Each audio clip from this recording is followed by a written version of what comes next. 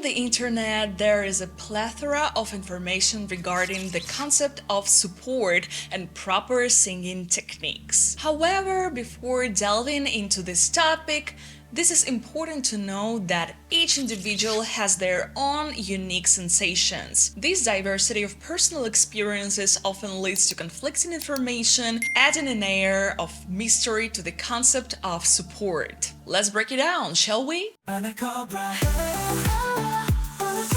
When we take a breath, air flows through our pharynx, larynx, trachea, and into the lungs, reaching the diaphragm. This muscle acts as a barrier between the chest and abdominal cavities, ensuring that the air stays within the respiratory system and doesn't travel to other organs like the stomach or liver, for example.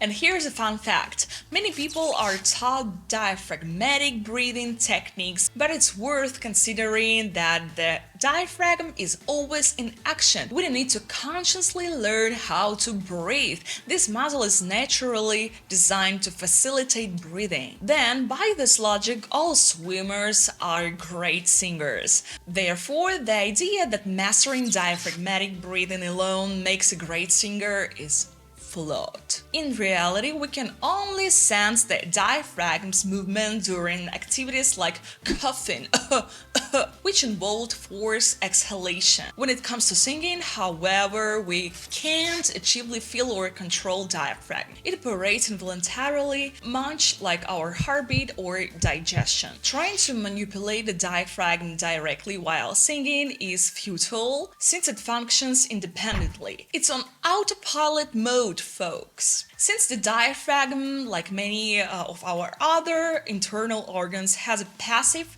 nervous system. This type of organ works on its own. Imagine how immersed we would be in our inner world if we could control our heartbeat or our stomach. The same goes for the diaphragm. After all, breathing is an automatic process. The diaphragm lowers when we inhale and inevitably rises up when we exhale, no matter how hard we try to hold it. Even if we hold in air, we will exhale it because the diaphragm is constantly upward. The Still Voice has conducted extensive research on diaphragm movement, providing reliable insights into its workings. So, is obsessing over diaphragmatic control truly necessary? Let's put this debate to rest and shift our focus elsewhere. Surely, many people are panicking right now.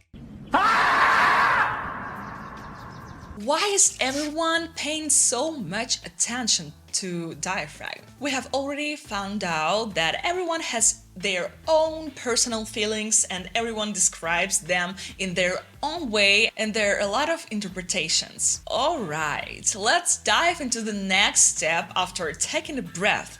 Our muscles. Our bodies are equipped with a vast array of muscles that play a chief role in controlling our breathing. Let's focus on the essentials. The muscles in our torso, the external intercostal muscles and muscles in the front of our abdominal cavity, and the muscles in our neck. Now, let's talk about anchoring, a dynamic concept that influences the timbre and amplitude of the sound wave produced by larger muscles, not directly involved in generating our voice. We're talking about muscle power here, not about cartilage or etc. This muscular engagement is the energy we can channel into our apparatus. And just like any other type of work, we can adjust its intensity on scale from 1 to 10. Imagine it like this. You can either slightly collide your hands without pressing or really feel muscles working.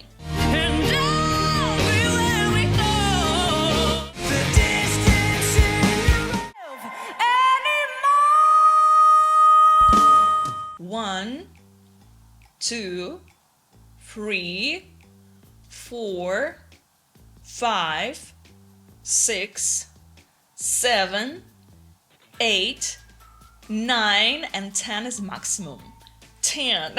Watch closely and you'll notice specific movements in famous artists. Some even raise their shoulders, a move often discouraged. Most artists, however, focus on fixing their torso without any pushing motions.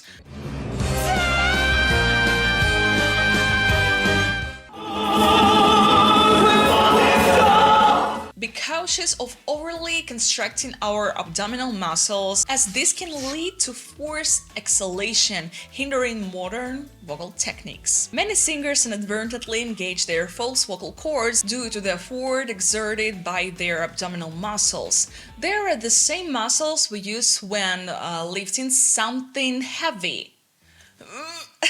And by the way, many people are forced to pump up their abs while singing, hoping that this will improve their vocals, or the saddest thing is to lift something heavy. Words like push and press ain't synonymous with proper support. Instead, think about stabilization and fixation. By engaging these muscles, we can stabilize the pharynx physiologically. The intensity and action of these muscles vary, so it's crucial to understand our bodies to choose the right technique for each sound. For some sounds, minimal muscular action suffices, while others require more effort. Regardless, we must always control our airflow by managing the closure of our vocal cords, as if holding pressure. We don't need extra work in our body. Complex sounds like loud, bright, or high-pitched tones demand more than vocal fold closure and subglottic pressure control. They require body control and muscle fixation. Muscular stability helps prevent sudden transitions between low and high notes. Experiment with controlling your intercostal muscles by inhaling to slightly expand your ribs and maintain the position during vocalization without releasing, like that. And don't push anything.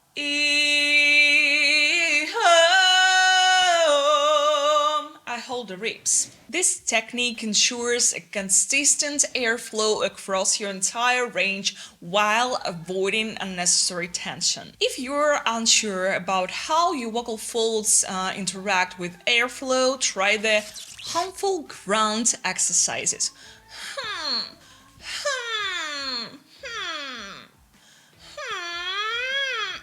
And hold it. Feel the sound fixing instead of splashing around. Don't be gentle, be really mischievous. And you feel how your body and sound have stabilized automatically. I'll show you how to produce sound with and without support.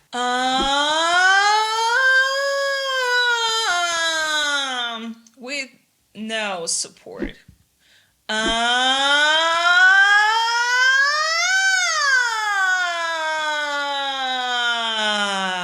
With support. You see, the sounds have different characters and you can use them all. You can use the break,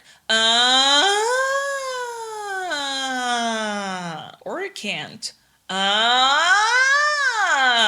And this doesn't mean that you should sing only using support, but if you're moving in slide, stabilizing our torso will help even out your entire vocal range as you move through it smoothly. There's a clean stabilization and there's no excess exhalation either. Also thanks to stabilization in the closing muscles. Why is it challenging? It's challenging because everyday life we don't hold sound like this, like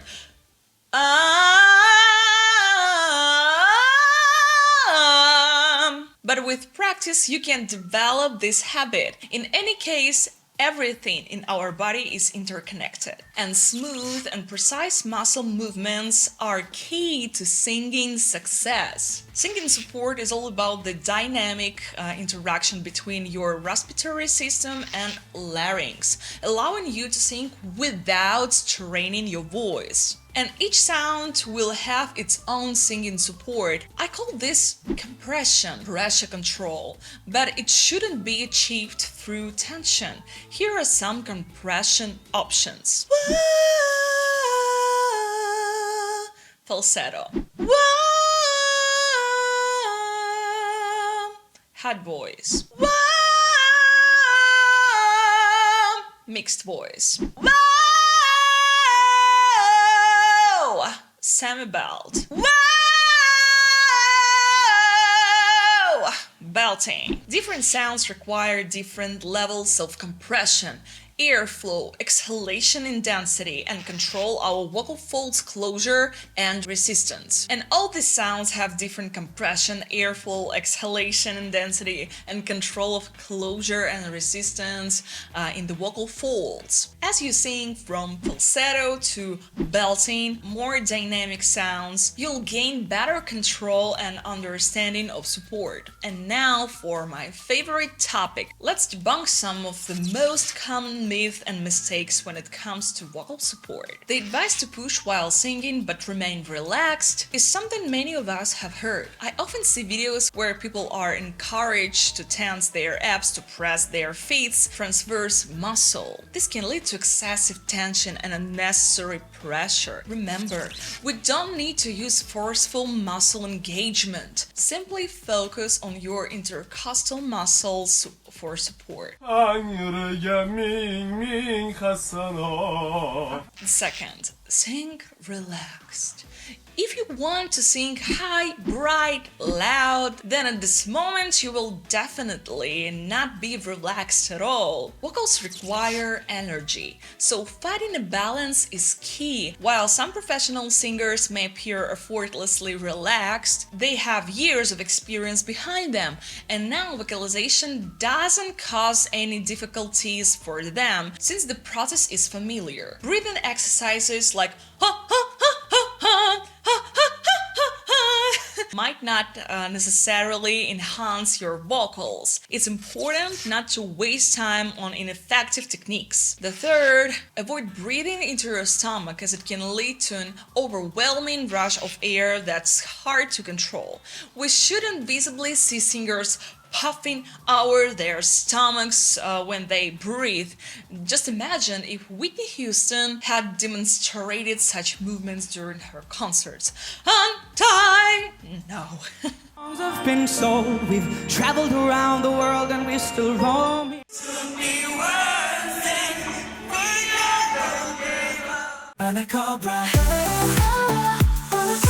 Oh, I hope I've covered all the basics in this video. So, who's ready to rock their next karaoke session with some killer vocal support?